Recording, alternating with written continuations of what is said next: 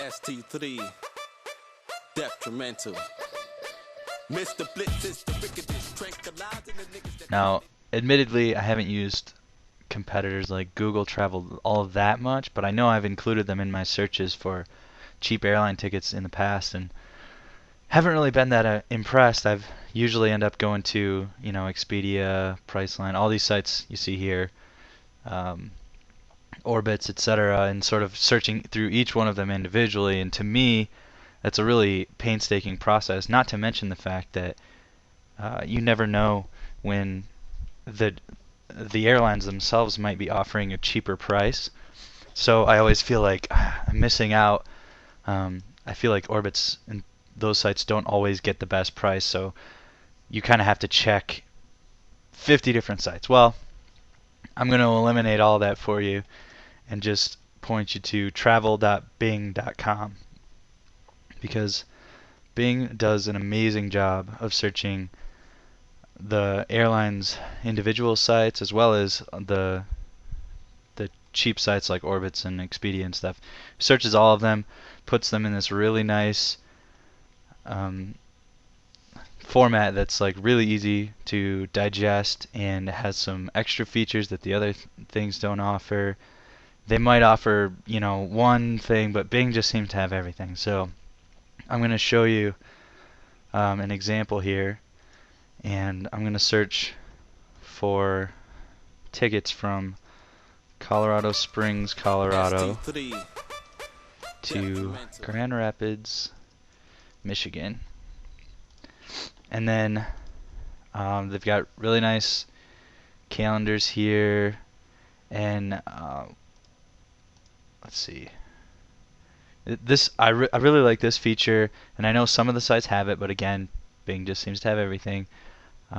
It's include nearby airports. So sometimes the cheapest price might not necessarily be from the place you're hoping it's from. If you're like me and you're looking for the cheapest ticket, then sometimes you have to make a little bit of concession and have a friend drive you to the nearest big city or something like that.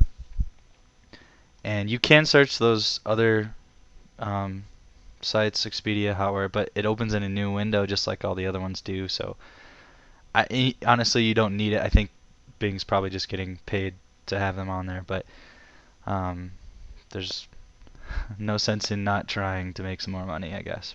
Anyways, so we search for flights, and I've found that it's always been very speedy. It's going through and checking all of those sites that I mentioned, and you can see the results. Um, it has Orbitz. It has a full listing from Orbitz, but if you keep searching, you'll find all these look like they're from Orbitz. Well, okay, here's some from United.com. So it's searching United's homepage, which I don't think most of those other sites do a very good job of doing, because sometimes the airlines offer their own deals. So it's got that.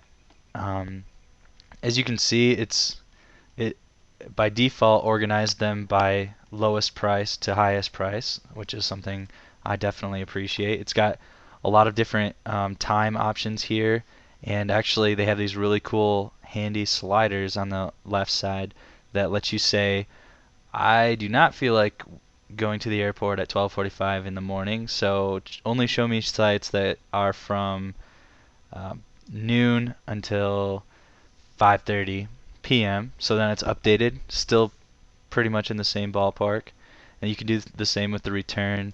There's a bunch of other options. You can have non-stop unchecked or checked. You can have multiple stop optional. Different airlines that you prefer. The price, you can use a slider to say show me only ones that are cheaper than this. Different airports. Flight quality, red eye, long layover, short connection options. Duration. And then probably the coolest thing I'll mention right before I leave is this price prediction.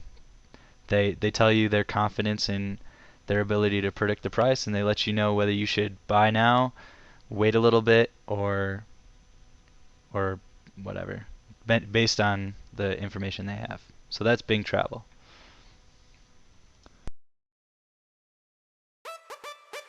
ST3. Detriment.